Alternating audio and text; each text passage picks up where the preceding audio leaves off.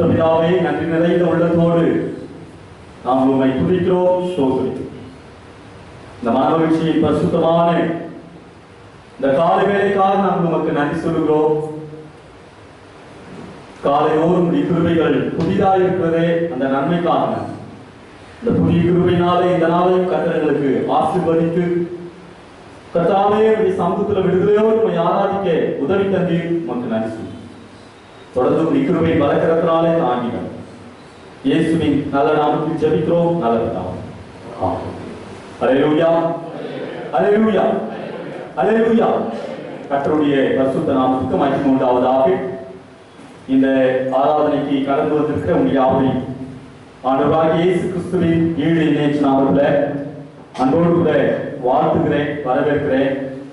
இந்த நாளிலே உங்கள் மத்தியில் நிற்கும்படி ஆண்டவர் கிருபை செய்தபடினாலே ஆண்டவரை ஸ்தோத்திரிக்கிறேன். கடந்த 10 மாதங்கள் நாம் கடந்து வந்த எல்லா பாதையிலும் கர்த்தர் நம்மோடு கூட இருந்தார், நம்மை பாதுகாத்தார், நம்மை வழிநடத்தினார். இப்பொழுது ஒரு புதிய மாதத்தை தந்து நம்மை ஆசீர்வதித்திருக்கிறார். இந்த புதிய மாதத்திலும் ஆண்டவருடைய சமூகத்தில் எல்லா விதமான நன்மைகளையும் ஆசீர்வாதங்களையும் நாம் சுதந்திரித்துக் கொள்வதற்கு ஆண்டவர் நமக்கு கிருபை செய்வாராக. அல்லேலூயா, அல்லேலூயா. கிறிஸ்துவுக்குள் பிரியமானவர்களே, இந்த நாளின் தியானத்துக்காக இந்த மாதத்தின் வாக்குத்தத்தமாக தியானிக்கும்படி எடுத்துக்கொண்ட வேத பகுதி அது பரிசுத்த ஆபகுக்கின் தீர்க்கதரிசன புஸ்தகம் 3ஆம் அதிகாரம் 19வது வசனத்தை நாம் வாசிக்கும் பொழுது, ஆண்டவராகிய கர்த்தர் என் பலன், அவர் என் கால்களை மான் கால்களை போலாக்கி உயரமான ஸ்தலங்களில் என்னை நடக்க பண்ணுவார். ஆண்டவராகிய கர்த்தர் என்னுடைய பலன். இந்த மாதம் முழுவதும் ஆண்டவர் நம்முடைய பலனாக இருக்கும். அவர் நம்முடைய கால்களை மான் கால்களை போலாக்கி அதிகமான சோர்வுகள், வேலைகள், போராட்டங்கள், பிரச்சனைகள் வரும் பொழுது நம்ம சோர்வு, நம்முடைய ஆவி சோர்வு கூட நம்முடைய சரீரம் என்ன பண்ணும்? சோர்வு. அப்படிதானே? அப்படிதானே? நான் நல்லா இருக்கேன், நல்லா பிரிஸ்கா இருக்கேன் அப்படின்னு நினைச்சா பிரிஸ்காவே இருக்கும். இன்னைக்கு எனக்கு கொஞ்சம் டயர்டா இருக்க மாதிரி இருக்குன்னு ஒரு ஃபீலிங் வந்துட்டோம், ஆட்டோமேட்டிக்கா என்ன பண்ணிடுவோம்? டயர்ட். கிறிஸ்துவுக்குள் பிரியமானவர்களே, எலியா என்ற தேவ மனிதனை குறித்து நாம் வேதத்தில் வாசி 1 ராஜாக்கள் 18ஆம் அதிகாரத்துல நீங்க வாசி பார்த்தீங்கன்னா, சேலஞ்சிங் பர்சன், ரொம்ப வைராக்கியம் உள்ள மனுஷன். ஒரு பக்கம் பாகால் தீர்க்கதரிசிகள் ராஜா சார்பா நிக்கிறாங்க, ஒரே மனுஷனா நிக்கிறாங்க கெத்தா ஆண்டவருக்காக நின்று அற்புதத்தை செஞ்சு அங்க இருந்து அவ்வளோ தீர்க்கதரிசியை வெட்டி கொண்டு போறான். அவ்வளவு தைரியமா இருந்த மனுஷன். 19ஆம் அதிகாரத்துக்கு வரீங்கன்னா, இந்த விஷயத்தெல்லாம் எசபேல் ராணி கேள்விப்பட்டு அவன் சொல்றா, நீ நேற்று பண்ண தெரியுமா பாகால் தீர்க்கதரிசிகளுக்கு, அவங்களுக்கு பண்ணதை காட்டியும் உனக்கு நான் அதிகமா பண்ணுவேன் அப்படின்னு சொன்ன உடனே நீங்க 19ஆம் அதிகாரம் 4-5 வசனங்களை வாசி பாருங்க. அவன் தன்னுடைய ஆவிக்கு ரொம்ப சோர்ந்து போய் நடந்து போறான். நடந்து போய் ஒரு சூரச்செடி, சொரக்கா செடி எப்படி இருக்குன்னு நமக்கு தெரியும். நம்ம அது தரையோடு பறந்து இருக்கிற ஒரு செடி, அதுக்கு கீழே படுத்திட்டு சொல்றான், போதும் ஆண்டவரே, என் ஜீவனை எடுத்துக்கொள்ளும், நான் உயிரோடு இருக்கிறதுக்கு விருப்பம். ஏன்னா முந்தின நாள் அத்தனை பாகால் தீர்க்கதரிசிகளை கொண்டு போட்டு ஆண்டவருக்காக வைராக்கியமாய் நின்ற ஒரு மனுஷன் அடுத்த நாள் சொல்றான், போதும் ஆண்டவரே, ஜீவனை எடுத்துக்கொள்ளும். ரொம்ப சோர்ந்து போயிடும். ஒரே ஒரு பெண்ணுடைய சொல்ல கேட்டு எப்ப ஆவி சோர்ந்து போச்சு, அவனுடைய உடம்பு என்ன பண்ணுச்சு? ஆபகுக்கு இந்த 3ஆம் அதிகாரத்திலையும் நீங்க முதல்ல இருந்தே வாசித்து கொடுத்து பாருங்க. அப்படி போட்ட ஒரு சோர்ந்து போன நிலையில தான் ஆபகுக்கு தீர்க்கதரிசி எழுதுற 14வது வசனத்துல வாசித்து கொடுத்து அவர் சொல்ற, என்னை சிதறடிப்பதற்கு பெருங்காற்றை போல் வந்தார்கள், சிறுமையானவனை மறைவிடத்தில் பட்சிப்பதும் அவர்களுக்கு சந்தோஷமாக இருந்தது. நீர் அவனுடைய ஈட்டிகளினாலே அவனுடைய கிராமத்து அதிபதிகளை உருவ குத்தினி, நீர் என்னை பாதுகாத்துக் கொண்டீர். இப்படிப்பட்ட ஒரு சூழ்நிலையில தான் சோர்ந்து போன நிலையில தான் இது எழுது. ஏசாயாவின் தீர்க்கதரிசன புத்தகம் 40ஆம் அதிகாரம் 29வது வசனத்தை நாம் வாசிக்கும் பொழுது அங்கே வேதம் சொல்கிறது, சோர்ந்து போகிறவனுக்கு அவர் பலன். ஒருவேளை நம்முடைய வாழ்க்கை பாதையில நாம் எப்படிப்பட்ட நிலைகளை கடந்து வந்திருக்கிறோம் என்பது நம்ம எல்லாருக்கும் தெரியும். கடந்த ஒரு 7-8 மாதங்களாக எப்படிப்பட்ட சூழ்நிலைகளை நாம் கடந்து வந்து கொண்டிருக்கிறோம் என்பது. அந்த சோர்ந்து போன நிலையில் இருக்கிற நமக்கு ஆண்டவர் பலன் கொடுத்து நம்முடைய கால்களை மான் கால்களை போல ஆக்குகிறார். ஏங்க மான் காலை இருக்கு ஒப்பிடுறாங்க? நான் கேள்விப்பட்டிருக்கேன். சிங்கம் தன்னுடைய அந்த காலால ஓங்கி ஒரு அடி அடிச்சா அந்த மிருகம் கீழே விழுந்து போயிடும். அது எவ்வளோ ஸ்ட்ராங்கான மிருகமா இருந்தாலும் அந்த அளவுக்கு அந்த சிங்கத்தினுடைய கைகள்ல ஒரு பேலன்ஸ் இருக்குன்னு சொல்லி நான் வாசிக்கிறேன். ஆனா இங்க ஆண்டவர் சொல்றாரு, ஆபத்து தீர்க்கிறது சொல்றாரு, என்னுடைய கால்களை மான் கால்களை போலாக்கி. அப்படிப்பட்ட சிங்கத்திற்கு இருந்தே தப்பிக்கிறதுக்கு ஆண்டவர் மானுக்கு பேலன்ஸ் கொடுக்கும். அப்படிதான் நீங்க நேஷனல் ஜியோகிராபி சேனல் எல்லாம் பார்த்தீங்கன்னா தெரியும். ஒரு மான் துள்ளி குதிக்க ஆரம்பிச்சா 5 முதல் 8 அடி குதிக்கும். எவ்வளவு? 5 லிருந்து 8 அடி ஒரே பாய்ச்சல்ல காட்டக்கூடிய அளவுக்கு அதுக்கு பலன்.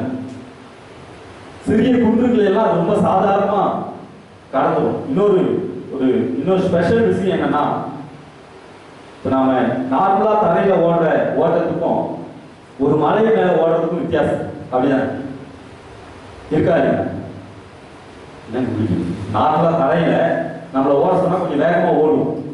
அதே மலை மேல ஓட சொன்னா அந்த ஸ்பீடு நம்மளால ஓட முடியாது. ஆனா மானுக்கு மட்டும் அப்படி ஒரு ஸ்பெஷல் ஒரு யூனிக் உண்டு.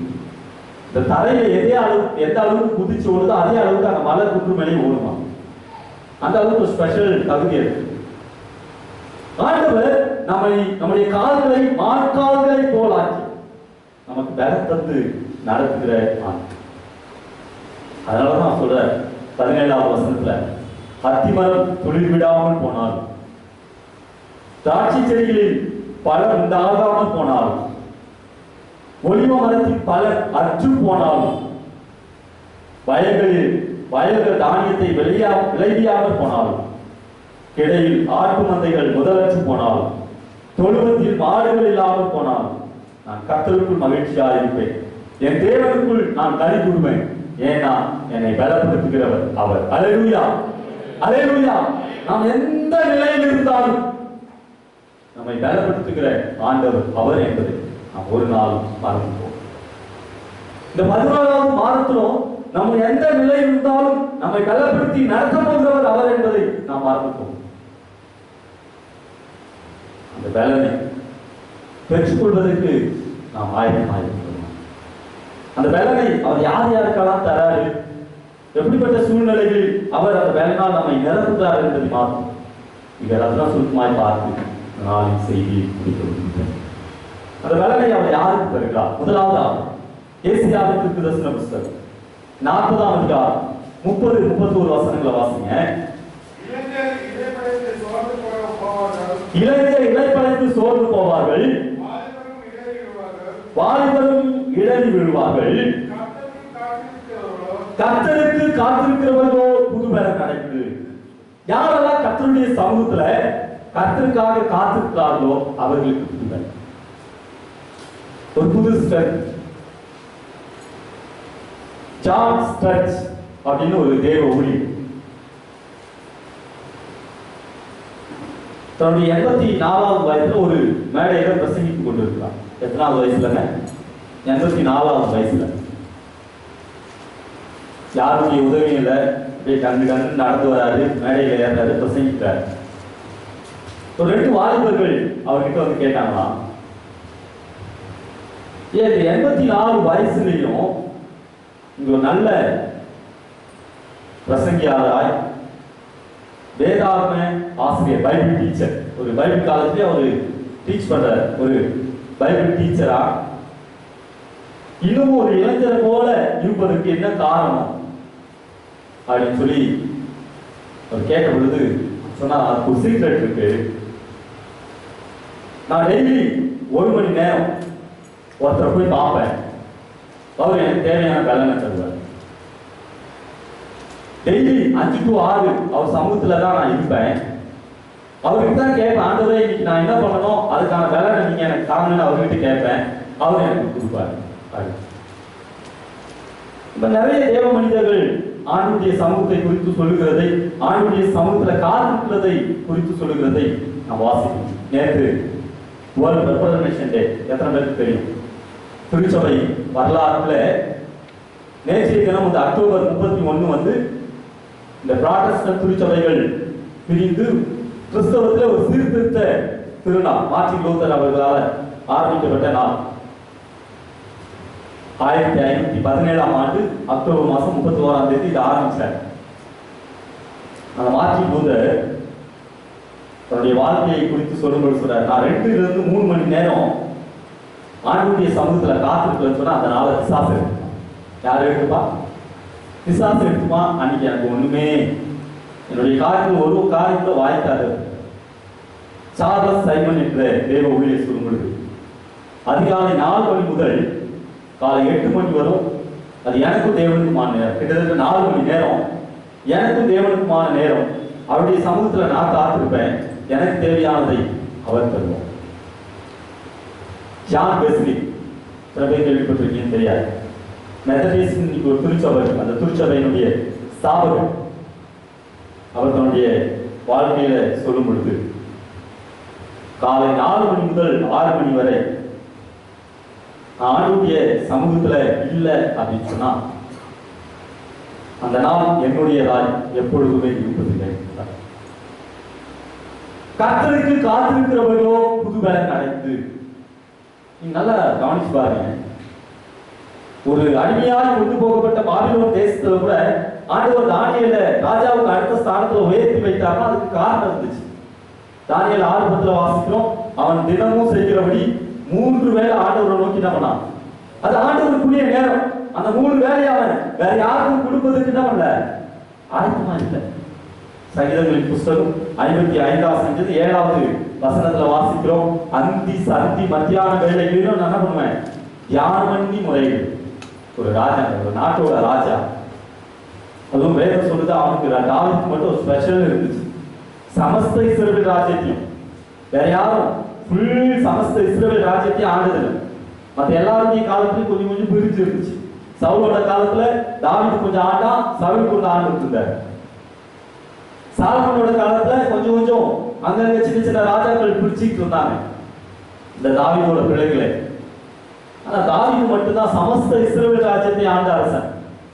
அவன் சொல்றான், நான் அந்தி சந்தி மத்தியான வேலைகளிலும் என் வேலை எவ்வளவு இருந்தாலும் நான் ஆண்டுடைய சமூகத்துல வருவதற்கு ஒரு நாள் என்ன பண்றது இல்ல, அந்த நேரத்தை விடுறதே இல்லை. மக்கள் தெரிந்த பிரசித்த பெற்ற தேவ ஊழியர் அப்போஸ்தலனாகிய பவுல், வேதத்துல அதிகமான புத்தகங்களை நிருபங்களை எழுதினவர். அவர் சொல்றாரு, என்னுடைய வேலையை முடிக்கும்படி நான் 3 முறை ஆண்டவர்கிட்ட முறை. ஆண்டவர் சொல்லிட்டாரு, திருப்பம் போதும், உன்னுடைய வேலை இடத்துல என்னுடைய வேலை உனக்கு எப்படி இருக்கும், பூரணமா இருக்கும், கவலைப்படாது. நான் உனக்கு பலம் தருவேன் சொல்லி இருக்கிற ஆண்டவர் நம்ம அப்படியே விட்டுற ஆண்டவர் இல்ல.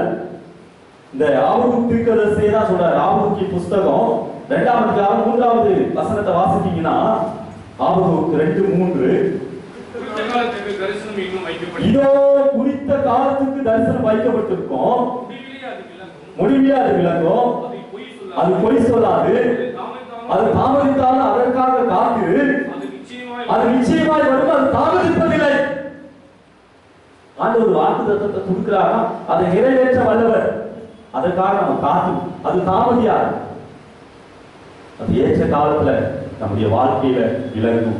கிறிஸ்துவுக்குள் பிரியமான கடவுளுடைய பிள்ளைகள், ஆண்டவர் ஆபிரகாமை அழைத்து அவனுடைய 75வது வயதுல சொல்றாரு, பார் வானத்து நட்சத்திரங்களை போல, இந்த கடற்கரை மணலை போல உன்னை பெருக பண்ணுவேன்.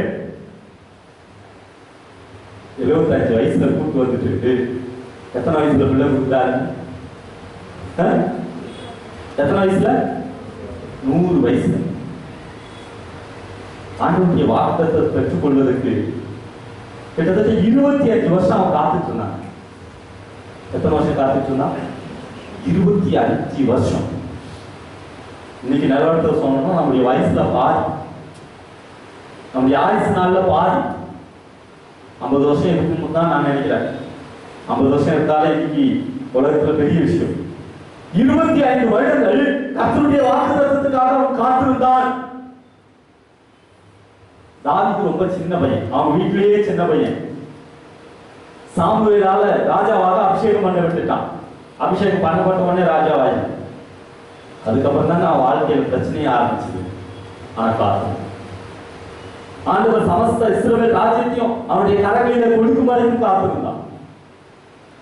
ஆண்டவருடைய சமூகத்துல நான் காத்திருக்கும் பொழுது அவர் நமக்கு செய்கிற காரியங்கள் மிகப்பெரிய. ஏசாயாவின் தீர்க்கதரிசன புஸ்தகம் 64 அதிகாரம் 4வது வசனத்தை வாசிக்க சொன்னா, ஏசாயா 64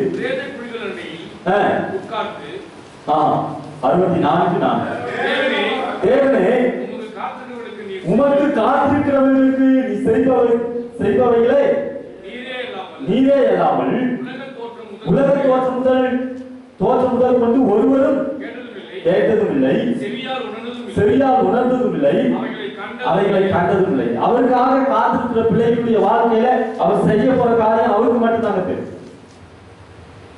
காத்திருக்கிற பிள்ளைகளுக்கு புதுமை. இரண்டாவது காரியம் யாருக்கு பலன் தருகிறார் அப்படின்னா, நெகேமியாவின் புஸ்தகம் 8வது அதிகாரம் 10வது வசனத்தை யாராவது வாசிங்க. நெகேமியா 8:10.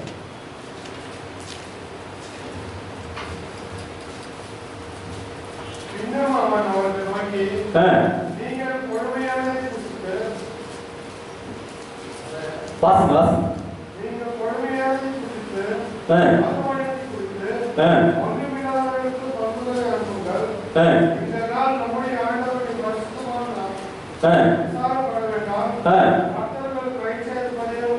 கர்த்தருக்குள் மகிழ்ச்சியால் இருப்பதே உங்களுடைய பலன். முதலாவது கர்த்தருடைய சமூகத்துல காத்திருக்கணும். இரண்டாவது கர்த்தருக்குள் மகிழ்ச்சியால் இருப்பதே உங்களுடைய பலன். என்ன வந்தாலும் நம்புவேன், யார் கைவிட்டாலும் பாடுவது முக்கியம். இன்பம் துன்பம் வரும் பொழுது நம்முடைய மனம் துவண்டு போவது இயல்பு.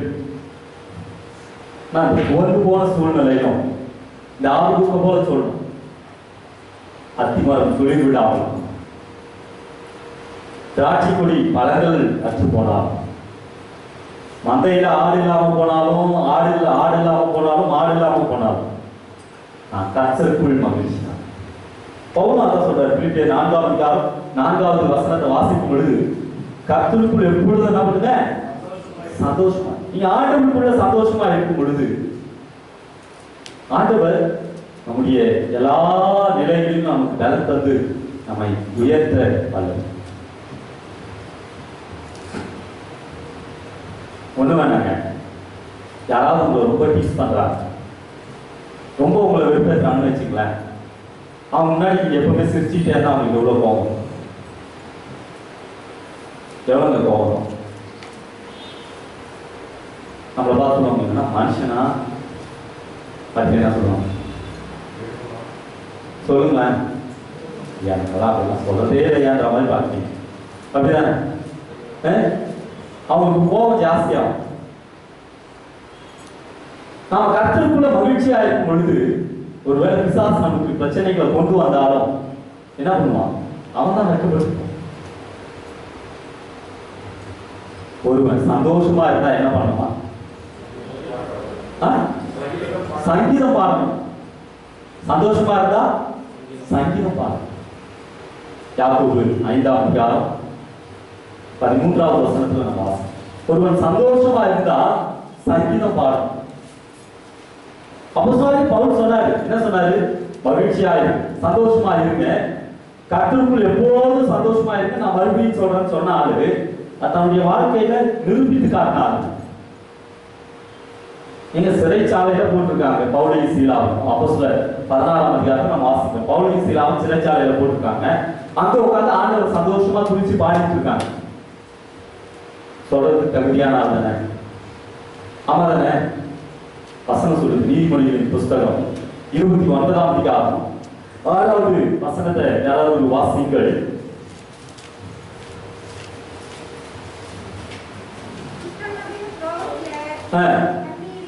கனி இருக்கிறது, நீதிமானோ பாடி மகிழ்கிறான். பிரியமானவர்களை, கர்த்தருக்குள்ள மகிழ்ச்சியா இருப்பதுதான் நம்முடைய பலன். அதனால்தான் தாவீது சொல்றார், கர்த்தரை நான் எக்காலத்தும் ஸ்தோத்திரிப்பேன், அவர் துதி எப்போதும். எப்பொழுதும் ஆண்டவரை பாடணும். ஆனா என்ன பாட்டுன்றது ரொம்ப முக்கியம். என்ன பாட்டு பாடணுன்றது ரொம்ப முக்கியம். சோகத்துல என்ன பாட்டு கேட்கிறதும் ரொம்ப முக்கியம். கிறிஸ்துவுக்குள் பிரியமான கடவுளுடைய பிள்ளைகள், கர்த்தருக்குள் மகிழ்ச்சியா இருப்பதே நம்முடைய வேலை. ஒரு சிலர் தான் சொல்லுவாங்க, ரொம்ப சோகமா இருக்கிறப்ப, ரொம்ப மனசு கஷ்டமா இருக்கிறப்ப என்ன பண்ணலாம்? என்னங்க பண்ணலாம்? ஆண்களுக்கு நண்பர்கள் சொல்லி தரக்காரு, ஒரு போட்டுப்பாரு, எல்லாம் மறந்துடும். என்ன போட்டுப்பாரு? இருக்காங்க, போடுறவங்க இருக்காங்க, அதனாலதான் சொல்றேன். ஆனா தார் நம்முடைய அப்போஸ்தலனாகிய பவுல் எபேசியர் திருச்சபைக்கு எழுதும் பொழுது இந்த சோகமான சூழ்நிலைகளை நாம் என்ன பண்ணணும்ன்றதையும் சொல்றாரு. எபேசியர் 5ஆம் அதிகாரம் 17வது வசனத்துல இருந்து யாராவது வாசிங்க. ஆகையால் நீங்கள் மதியற்றவர்களாயிராமல்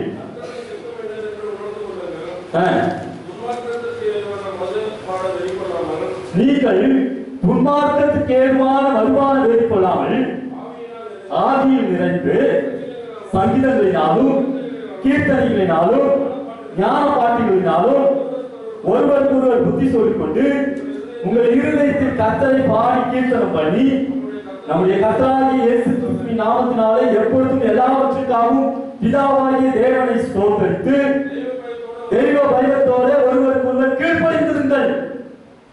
கீர்த்தனைகளினாலும் சங்கீதங்களினாலும் கீர்த்தனைகளினாலும் ஞான பாட்டுகளினாலும் நம்முடைய உள்ளத்தை பாடி ஆண்டவரை துதிக்கும் பொழுது ஒரு புது சந்தோஷம் நம்ம கர்த்தருக்கு காத்திருக்கும் பொழுது புதுபெற, கர்த்தருக்குள் மகிழ்ச்சியா இருப்பது நமக்கு புதுபெற நிறைவாக. சங்கீதங்களின் புஸ்தகம் 29ஆம் சங்கீதம் 11வது வசனத்தை யாராவது வாசிங்க.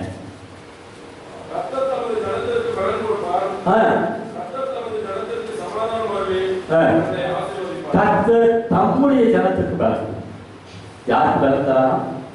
தம்முடைய ஜனத்துக்கு. ஏன்னா இந்த புஸ்தகம் 23ஆம் அதிகாரம் 22வது வசனத்தை வாசி பார்த்தீங்கன்னு சொன்னா, ஆண்டவர் நம்முடைய ஜனத்துக்கு தருகிற பலன் காண்டாமிருகத்துக்கு ஒத்த பலன். எதுக்கு ஒத்த பலன்? காண்டாமிருகத்துக்கு ஒத்த பலன். ஆண்டவர் நம்முடைய ஜனத்துக்கு பலன். யார் அவருடைய ஜனம்? யோவான் 1ஆம் அதிகாரம் 12வது வசனம் சொல்லுது, அவருடைய நாமத்தின் மேல் விசுவாசம் உள்ளவர்களால் அவரை ஏற்றுக்கொண்டவர்கள் எத்தனை பேர்களோ அத்தனை பேர்களும் தேவனுடைய பிள்ளைகளாகும்படி அவர்களுக்கு, அவருடைய நாமத்தின் மேல் விசுவாசத்தோடு யாரெல்லாம் இருக்காங்களோ அவர்களுக்கு புது பலன். இன்னும் எரேமியா தீர்க்கதரிசி சொல்லும்போது சொல்ற, எரேமியா 11ஆம் அதிகாரம் 3வது வசனத்தை யாராவது வாசிங்க. எரேமியா 11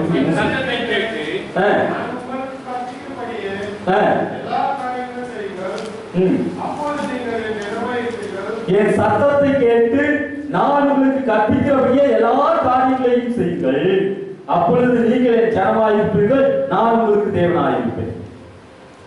என் சத்தத்தை கேட்டு யாரெல்லாம் என்னுடைய வார்த்தைக்கு கீழ்படுறீங்களோ அவங்க தான் என்னுடைய ஜனம் சொல்றேன்.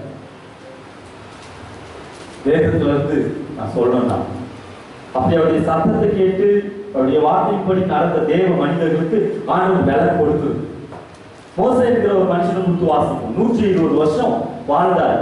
முதல் 40 வருஷம் இளவரசர், அடுத்த 40 வருஷம் ஆரம்பிச்சுட்டு இருக்காரு. 80 வயசு, தள்ளாத வயசுலதான் ஆண்டவர் அந்த மோசையை கூப்பிடுறாரு, நீ வாப்பா இஸ்ரவேல் ஜனங்களை வழி நடத்தணும் அப்படின்னு கூப்பிட்டு 40 வருஷம் இஸ்ரவேல் ஜனங்களை வழி நடத்துறது. 40 வருஷம் ஒரு ஸ்பெஷல் டேலண்ட். 6 லட்சம் புருஷர்களை வழி நடத்துறது ஒரு பெரிய சாதாரண விஷயம் கிடையாது. ஆனா பாருங்க, யோசுவாவின் புஸ்தகம் உபாகமத்தின் புஸ்தகம் 34ஆம் அதிகாரம் 7வது வசனத்தை யாராவது வாசிக்கிறேன். மோசே இருக்கிற போது 120 வயது மோசே மரிக்கிற பொழுது 120 வயதுள்ளவனாக இருந்தால் அவனுடைய கண்ணு இருள் அடையல, அவனுடைய பலன் குறையவும் இல்லை. ரீசன் என்ன தெரியுமா? ஒரே இடத்துல கூட ஆண்டவர் சொல்றதை தவிர அவன் வேற ஒன்றுத்தையும் செய்யணும். ஆண்டவருடைய சத்தத்துக்கு மட்டும்தான் செவி கொடுத்தான். ஆண்டவர் நீங்க என்ன சொல்றீங்களோ அதை செய்யணும், அதுதான் அவனுடைய வேலை. ஆண்டவர் ரொம்ப அற்புதமா நடத்தினார். தன்னுடைய ஜனத்தை ஒரு நாள் கைவிடுகிற ஆண்டவர் அல்ல. அவரோடு கூட வந்த காலேப், எகிப்திலிருந்து புறப்பட்ட 6 லட்சம் புருஷர்களை யோசுவாவும் காலேபும் தவிர வேற ஒருத்தரும் உள்ள போல, வேற ஒருத்தரும் உள்ள போல. ஆனா வேதத்துல நம்ம வாசிக்கிறோம், அந்த காலேபை மாத்திரம் ஆண்டவர் அருமையா பிரிச்சு எடுத்தார். காலேபு குறித்து முதல்ல என்ன 13ஆம் அதிகாரத்துல தான் வாசிக்கிறோம்னு நினைக்கிறேன். அங்கதான் 12 கோத்திரத்துல இருந்து 12 பேர் அனுப்புறாங்க. ஒரு கூட்டம் சொல்லுது இல்ல இல்ல ரொம்ப நம்மளால பிடிக்க முடியாத ஒரு தேசம்னு சொல்லுது. ஆனா காலேபு யோசுவாவும் சொல்றாங்க இல்ல அதை நம்ம கண்டிப்பா அனுப்பலாம், பிடிக்கலாம், நம்மளால முடியும் அப்படின்னு சொல்லி சொல்லுது. யோசுவாவில வரும் பொழுது யோசுவா 14வது வசனத்தை வாசிக்கும் பொழுது அவனை குறித்து சாட்சி சொல்லப்படுகிறது. அவன் கர்த்தரை உத்தமமாய் பின்பற்றினான். ஆண்டவரும் சாட்சி சொல்றாரு. என்னாகமத்தின் புத்தகம் 14ஆம் அதிகாரம் 24வது வசனத்துல சொல்லும் பொழுது அவன் என்னை உத்தமமாய் பின்பற்றினான் சொல்றார். அதனுடைய விளைவு என்ன தெரியுங்களா? அவனே சொல்றான். யோசுவாவின் புத்தகம் 14ஆம் அதிகாரம் 9வது வசனத்துல இருந்து யாராவது வாசிங்க.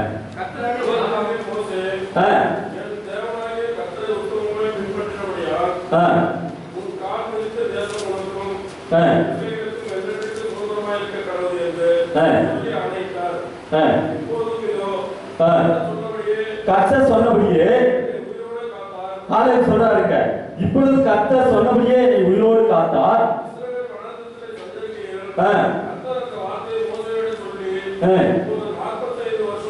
இப்பொழுது 45 வருஷம் ஆயிடுச்சு ஆண்டவர் என்னை பத்தி சொல்லி. இன்று நான் 85 வயதுள்ளவன். 40 வயசுல ஆண்டவர் என்கிட்ட சொன்னாரு, மோசே கிட்ட சொன்னாரு, இந்த காலேப் வந்து உத்தமமா நடக்கிறவன், இவன் அந்த தேசத்துக்குள்ள நான் பிரவேசிக்க பண்ணுவேன்னு சொன்னாரு. சொல்லி 45 வருஷம் ஆச்சு. அடுத்த வசனத்தை வாசிங்க. மோசே என்னை அனுப்புகிற நாளில் எனக்கு இருந்த அந்த பலன் இந்த நாள் வரைக்கும் எனக்கு இருக்கிறது. 45 வருஷத்துக்கு முன்னாடி எனக்கு என்ன பலன் இருந்துச்சோ அதே பலன் எனக்கு இன்னைக்கும் இருக்குது அப்படின்னு சொல்லி கிறிஸ்துவுக்குள் பிரியமான கடவுளை கர்த்தர் நம்முடைய ஜனத்துக்கு பலன் தருகிறார். அவர் சமூகத்துல நாம் காத்திருக்கும் பொழுது நமக்கு பலன், அவர் சமூகத்துல மகிழ்ச்சியா இருக்கும் பொழுது ஒரு பலன், அவருடைய ஜனங்களாய் அவருடைய சத்தத்துக்கு கீழ்ப்படியும் பொழுது நமக்கு பலன். அந்த பலனை இந்த மாதம் முழுவதும் கர்த்தர் நமக்கு தந்து நம்மை ஆசீர்வதிப்பார். கடவுள் தான் இந்த திருவார்த்தை நம்முடைய நித்திய ஜீவனுக்கு ஆசீர்வதித்து தருவாராக. ஆமாம்.